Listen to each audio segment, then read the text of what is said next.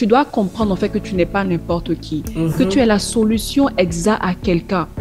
Du coup, je réalise que waouh, ça veut dire que moi, je suis ici, mais quelqu'un est en train de souffrir parce que moi, je ne fais pas ce qu'il faut en fait. Wow. Et je me suis dit, mais qui est en train de souffrir quelque part parce que moi, je ne suis pas à ma place en fait.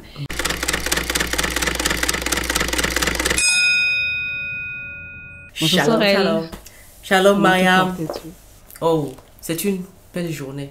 Je comprends de plus en plus pourquoi la Bible dit voici la journée que le Seigneur a faite. Tu vois? Et normalement, c'est comme un reset. Chaque matin, tu dois te réjouir. C'est une belle journée qui commence. Et sincèrement, c'est ce que je ressens ce matin. C'est une très belle journée qui commence, Maya. En tout cas, je peux lire ça sur ton front et ton nez, tout brille sur ton visage. Du coup, effectivement, c'est une très belle journée. Je crois aussi que c'est aussi une belle journée chez moi par la grâce de Dieu. Amen. Tu vois comment ça brille chez toi là-bas? Un beau soleil. N'est-ce pas? Yes. Et je crois aussi que c'est une très belle journée chez quelqu'un.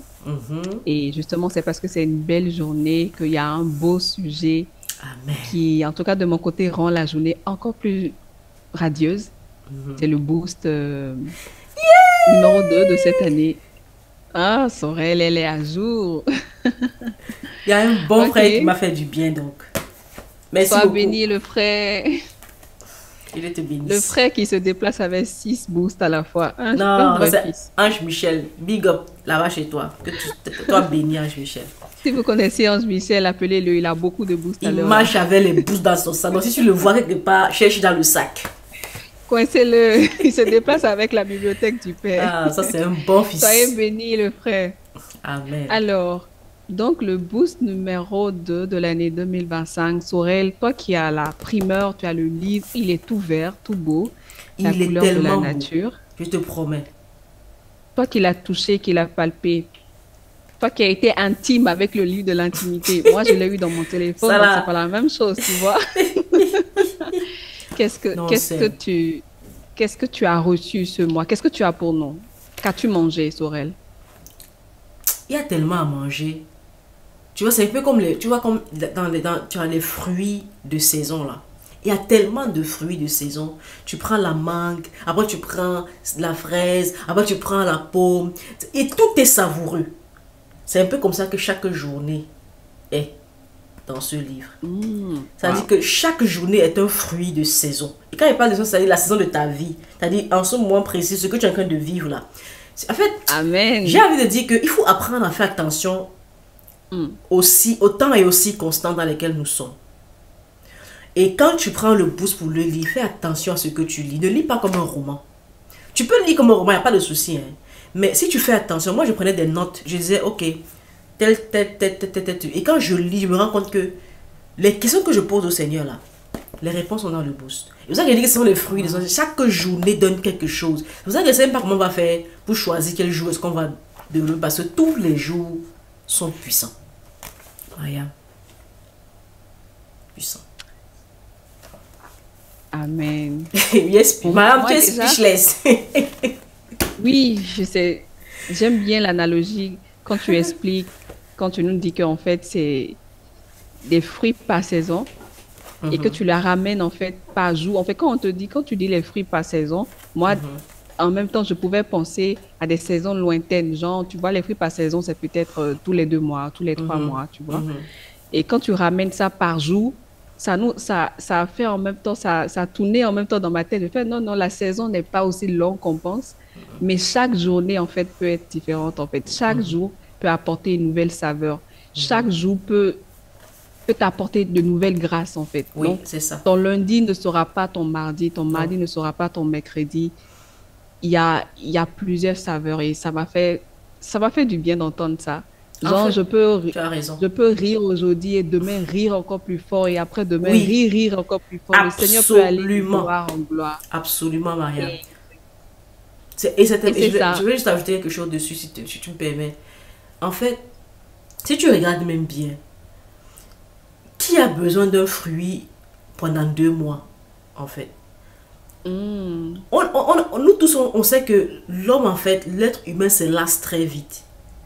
Tu vois, non? Ouais. quand tu commences à faire quelque chose, mais tu commences à avoir quelque chose, après quelque temps, tu es lassé, tu as besoin de passer à autre chose. Et c'est un peu ce qui se passe avec ce boost ici. La même chose avec les problèmes que nous avons. On n'a pas les mêmes problèmes tous les jours.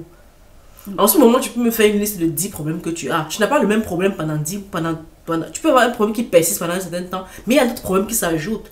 C'est la même situation avec ces livres qui t'apportent des saveurs différentes chaque jour pour régler un problème à la fois chaque jour. Parfois même deux à la fois. Mais chaque jour t'apporte une solution par rapport à... Quand je lisais tout à l'heure, je me disais, mais... Ah, le jour 2 là, j'ai envie de rester ici un peu pour... I want to linger. Je vais rester là un peu pour rester. Mais après, qu'elle passe au jour 3, je me dis, ah, j'ai mis encore un plus pour m'ajouter au jour 2. C'est-à-dire que tu passes de solution à solution. Par tout à l'heure, j'ai noté des points. Et je me dis, ah, c'est même quoi l'intimité avec Dieu. Et je passe jour 4, je mets un point. Jour 3, je mets un point. Jour 5, jour 6. Et tu te rends compte que chaque jour, il y a quelque chose de... Comme une nouvelle palette à découvrir dans les saveurs que Dieu te permet d'avoir. Et donc, c'est pour ça que je dis à quelqu'un, si tu as l'habitude de lire le boost, ou bien tu n'as pas l'habitude de lire le boost et que tu veux commencer à lire le boost, sois curieux en fait. Sois curieux en venant avec des situations réelles, pratico-pratiques de ta propre vie et vois comment Dieu peut te donner des tips que tu ne connaissais pas avant. Amen. Amen. Je te laisse prendre. Ok. Donc, nous rentrons dans le livre et là, nous voulons en fait avoir ce talk par rapport au jour 2. Donc, le jour 2, vraiment, le livre a vraiment, ça a commencé fort. Hein. Yes. Je crois que l'homme de Dieu, il est allé droit au... Déjà, même les premières journées, moi, m'ont bousculé. Et c'était en même temps le jour 2. Et le titre, c'est La création attend ta révélation. Yes. Et quand je lis le livre, le boost 2, le jour 2, ça m'a vraiment fait réfléchir. J'ai compris que, en fait, je vais lire une portion. La création, c'est tout ce que Dieu a créé. Tout ce qu'un homme crée ou invente se base sur la création de Dieu.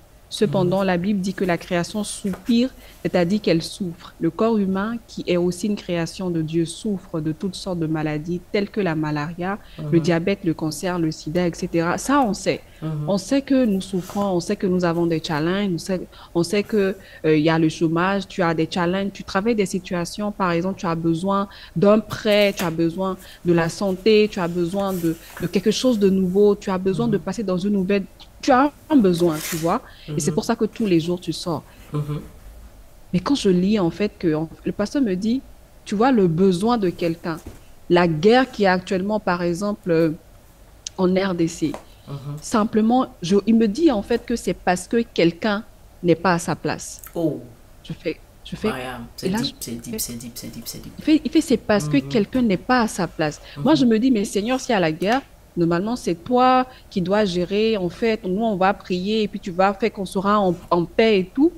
Et il fait, non, je comprends que c'est parce que quelqu'un n'est pas à sa place. Ça veut dire que moi, Mariam, j'ai une place que je dois occuper. Et si je ne suis pas à cette place-là, il y aura une guerre quelque part. Quelque chose va manquer quelque part. Quelqu'un pourra être dans un chômage quelque part. Quelqu'un va manquer un emploi ou bien quelque chose, quelqu'un n'aura pas une réponse parce que toi ou moi, Sorel, nous ne sommes pas à notre place. Ça m'a donné les maux de tête. Wow. Parce qu'il fait bien plus que les guerres, les divisions, les divorces sont des maux dont souffre la création. Donc, quand on parle de maux, tu vois ce challenge-là, ces enfants de la rue, ou bien ces hôpitaux dans nos pays, on se dit, ah, on a besoin de plus de systèmes sanitaires, les écoles. En fait, toutes ces choses auxquelles on soupire, en fait, c'est parce que quelqu'un n'est pas à sa place. Yes. Je fais waouh. Waouh. Il nous dit que c'est nous sommes les personnes qui devons arrêter ces différents types de souffrances. Et c'est ça qu'est la révélation des fils de Dieu. Et je l'ai ramené terre à terre. Juste quelque chose simplement. Cet enfant dans la rue, s'il est là, c'est parce que quelqu'un n'a pas pris sa responsabilité. Mon frère qui veut son visa et qui n'a pas, et puis on lui demande, on lui complique la vie, ou bien les ressources qui ne sont pas équitablement distribuées dans notre siècle actuel, c'est parce que quelqu'un n'est pas à sa place. Souvent, c'est facile de dire, c'est mon voisin, c'est Paul, c'est Pierrette, c'est Y. Mais le pasteur nous dit, la création attend, soupire, Et je comprends que le soupir, le attend, là, c'est souffrance. Mhm. Et la révélation des fils de Dieu, c'est quelqu'un qui n'est pas à sa place. Je dis, waouh, ça veut dire que parce que toi, tu n'es pas en train de faire ce que tu dois faire, l'autre souffre. L'autre souffre. Ça Waouh, m'a, ça m'a fait réfléchir. waouh, waouh. C'est puissant. Et vraiment, en fait, tu vois, on te dit que c'est l'intimité pour avoir la gloire, pour manifester la gloire de Dieu. Tu commences par ça là. C'est-à-dire que on te fait comprendre qu'en fait, voilà le problème. Et tu vois, moi je suis. C'est vrai, l'illustration que tu donnes est tellement profonde. Parce que tu vois, généralement, on a l'habitude d'accuser Dieu pour beaucoup de choses qui nous arrivent dans ce monde-ci. On dit, ah, c'est parce que Dieu n'a pas fait telle chose, Dieu n'a pas béni, Dieu n'a pas aidé, Dieu n'a pas fait ça. Dieu fait sa part. L'homme fait sa part. Et le livre, il nous explique que, en fait, si nous souffrons là, si nous souffrons, c'est parce que il y a des informations que nous n'avons pas. Il y a des secrets que nous n'avons pas pu décoder. Il y a des choses, des révélations qu'on n'a pas vues, qu'on n'a pas connues. Et ces choses, comme tu parles là, les guerres, la famine, la pauvreté, les situations compliquées, c'est tout simplement parce qu'il n'y a pas d'intime de Dieu. Un intime de Dieu connaît des secrets. Et s'il y a des problèmes, et je me suis dit, mais je vais même parler au plus loin autour de tout ce monde qu'on a cité qui était vraiment très important. Mais à mon propre niveau, les obstacles, les sujets de prière qu'en ce moment je suis en train de lever au Seigneur et qui me fatiguent, en fait, c'est parce que j'ai des informations que je n'ai pas. Il y a des informations que je n'ai pas. Je ne suis pas en train de faire ce qu'il faut que je fasse. Ou bien je ne suis pas là où je devrais être pour pouvoir avoir ces révélations-là. Je ne suis pas à ma place. Et ça fait mal, hein, parce que tu te rends compte que tu es responsable. Ce n'est pas quelqu'un d'autre qui est responsable. Nous sommes responsables. À la fin de la journée, il faut qu'on prenne en fait le temps de se responsabiliser, de prendre le fardeau en fait. Parce que tout le temps, et c'est un peu humain aussi, on a l'habitude de... Ah, si rien ne marche, c'est à cause du gouvernement. Si je suis à la galère, c'est parce que mon père, ma mère, c'est parce que je n'ai pas eu ça, je n'ai pas... Non, non. Quand est-ce que tu vas te prendre en main et te dire, ok, moi-même, je vais commencer à faire ce qu'il faut pour pouvoir sortir de cette galère. Et quand j'ai commencé à lire, j'ai noté des points. J'ai dit, mais Sorel, si tu n'arrives pas à trouver la solution à ce problème-ci là, et j'ai commencé à noter les problèmes, c'est parce que tu n'es pas là où tu n'as pas fait ce qu'il fallait que tu fasses pour pouvoir avoir ce secret-là et afin de pouvoir sortir de là. Et le jour 2 est un jour vraiment très poignant parce que ça nous montre que dans la société en général, il y a des problèmes que nous vivons que nous ne devrions même pas vivre parce que nous sommes les enfants de Dieu, des fils de Dieu. Et quand il dit que la création soupire, ça veut dire que ce n'est pas juste que non, un soupir c'est quoi? C'est un sentiment profond d'attente, d'espérance, et qui peut mal tendre à l'agonie. Parce que tu veux quelque chose, tu sais que c'est possible, mais aussi il y a aussi de la frustration parce que tu vois que la personne ou bien ça qui devait faire ça n'est pas en train de faire la chose qu'elle devait faire. Et moi-même, ça me frustre maintenant. Nous tous, on est frustrés maintenant. On soupire tous. Parce que tu vois, c'est un problème. Et tu regardes, il dit, chrétiens, nous sommes cachés alors que nous possédons un trésor inestimable. Un trésor, nous sommes cachés. La nature, la science, toutes ces choses attendent notre révélation. Tu vois, il dit, les fils de Dieu sont là, mais ils ne sont pas visibles. On ne sent pas leur présence dans le monde. Et c'est vrai. On ne sent pas notre présence. Sinon, il n'y aurait pas de guerre, il n'y aurait pas de famine. Et sinon aussi, tu vois, il a pris un exemple dans un jour là qui m'a choqué. Il a dit, tu vois, pour comprendre la différence entre le fait que les révélations devaient venir au Fils de Dieu, c'est que le jour où l'homme a découvert la bombe atomique, ça a décimé des milliers de personnes. Si c'était un enfant de Dieu qui avait découvert ça, ça n'allait pas être le cas. C'est-à-dire qu'il suffit que ce soit la mauvaise personne qui découvre la chose, le secret, pour que le résultat soit complètement différent. Il suffit juste que la mauvaise personne découvre cette chose-là. Et dans le jour 2, en fait, nous voulons juste que... En fait, il nous dit, en fait, il faut qu'on prenne conscience du fait que nous sommes responsables et on doit porter cette responsabilité-là à partir d'aujourd'hui. Tu es dans la société, tu vois un problème qui te dérange, tu es responsable parce que tu as vu. Tu es dans ton environnement de travail. Il y a une situation qui te dérange. Tu es responsable parce que tu as vu. Mais la bonne nouvelle, c'est que Dieu veut te donner la révélation. C'est ça la bonne nouvelle. C'est que ça ne va pas rester comme ça dans un constat. C'est que Dieu veut nous parler. Dieu veut une amitié, une intimité avec nous, afin que ce problème-là soit réglé. Et c'est là où parfois parfois je me dis que les 12 portes pour transformer une nation, c'est vraiment un livre de chevet. Pourquoi? Parce que celui-là de faire comprendre que nous sommes en fait les solutions. La première solution, c'est toi et moi à ces problèmes-là. Et toi et moi qui deviennent des intimes de Dieu pour que tu nous révèles les secrets pour aller résoudre ces problèmes-là. Et comme Mariam disait, cette guerre, cette pauvreté, cette vie difficile que nous voyons aujourd'hui et que nous vivons peut s'arrêter si la bonne personne se met au bon endroit et fait la bonne chose. Et ça, c'est toi. Ça, c'est moi. Ça veut dire qu'à partir d'aujourd'hui, il faut qu'on soit conscient, qu'on prenne conscience de ça. Parce que sinon, ça va pas, on ne va pas se plaindre toute la vie. C'est-à-dire, on s'est déjà plaint, ça ne marche pas. Changeons le game. Mariam, changeons le game. Moi-même, j'ai décidé de changer.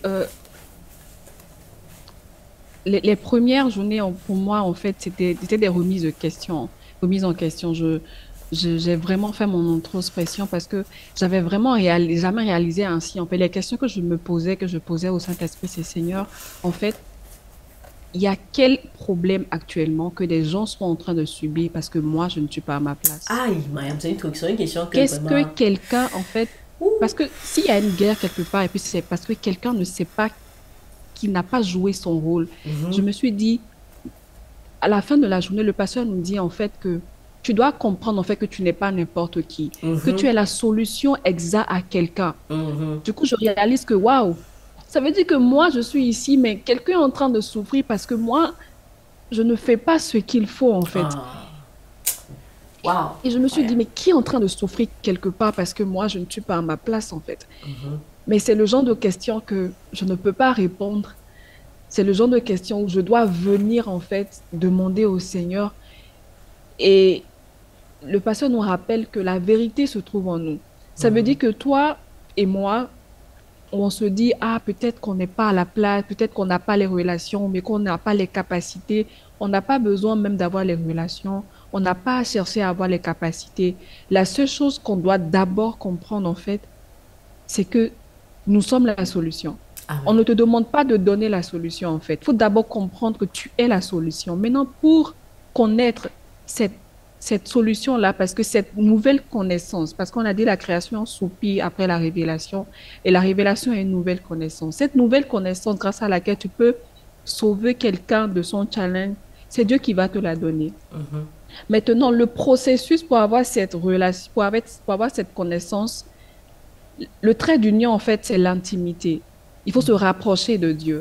Et maintenant, comment se rapprocher de Dieu? C'est de quoi nous parle le boost numéro 2. Et vraiment, tu peux comprendre qu'on ne peut pas t'expliquer le boost numéro 2 en une capsule, en fait. Déjà, c'est des remises en question. Si toi-même, tu te mets en question, si toi-même, tu te poses des questions, que tu as envie de comprendre, je suis une solution. Je suis quelle solution? Ah, yes. C'est que tu es en train de faire un travail alors que tu es appelé à faire plus, mais tu es appelé à faire quelque chose d'autre encore, tu ne sais pas. Est-ce que tu peux prendre le temps? Est-ce que tu peux, ce mois-ci, faire quelque chose de différent? Est-ce que tu peux prendre le boost numéro 2 sur l'intimité et lire? Vraiment, j'invite tout le monde à lire, à vraiment à lire en demandant, Seigneur, parle-moi, Seigneur, parle-moi, Seigneur, montre-moi, Seigneur, qui est en train de souffrir? Qu'est-ce que je peux faire pour apporter quelque chose de meilleur dans ce monde? Je ne veux pas qu'il y ait un problème quelque part parce que moi, je ne suis pas à ma place. Tu m'as donné quelque chose que j'ignore peut-être, mais j'ai envie de connaître cette chose-là. J'ai envie de suivre ce chemin-là. J'ai envie de j'ai envie de me retrouver dans tes pas.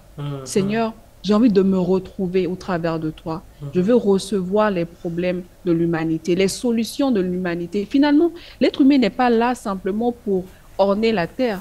Nous sommes à l'image de Dieu. Ça veut dire qu'en fait, tout ce que nous faisons, souvent on pense qu'on est là simplement pour subir, mais pour regarder, ou bien pour rester derrière notre téléphone, être des followers. Non, ils ne sont pas des followers. Je réalise en fait, parce que le pasteur nous dit que l'action du jour, c'est je dois prendre conscience Je que je dois. suis une solution. Mhm. Je suis la solution et que le monde m'attend. Ça veut dire qu'en fait, c'est moi qui dois être leader. Moi, chrétien, je dois être leader. Moi qui ai reçu Christ, c'est moi qui suis leader. Yes. Donc, Seigneur, je viens te voir, leader du royaume. Parle-moi. Yes. Parle-moi, je veux combler le vide. Je dois faire quoi que je ne fais pas encore? Ou je dois faire quoi que je ne sais pas encore? Parle-moi. Et c'est tout ce boost. C'est tellement profond, en fait. Waouh. Et nous allons te Que Dieu laisser avec bénisse. cette pensée de Mariam. Vraiment prendre conscience que tu es la solution à un problème dans ce monde, dans cette génération. Tu n'es pas né dans cette génération par hasard. Et c'est à toi d'aller chercher Dieu, lui demander, Seigneur, quel est le problème auquel tu veux que j'apporte une solution et quelle est la solution. Amen. Amen. Amen. Donc, que Dieu nous bénisse. Allons lire le boost. Et j'espère qu'on t'a un peu donné des tips ou bien l'envie d'aller vraiment te plonger de tout ton cœur pour aller lire et que ça te change. La parole de Dieu, c'est la vie. Quand tu lis, ça te change, ça te transforme. Et nous croyons que quand tu vas lire ce boost-là, ta vie sera transformée dans le nom de Jésus. Soyez bénis. Bye bye. Amen. Soyez bénis. Shalom chez vous.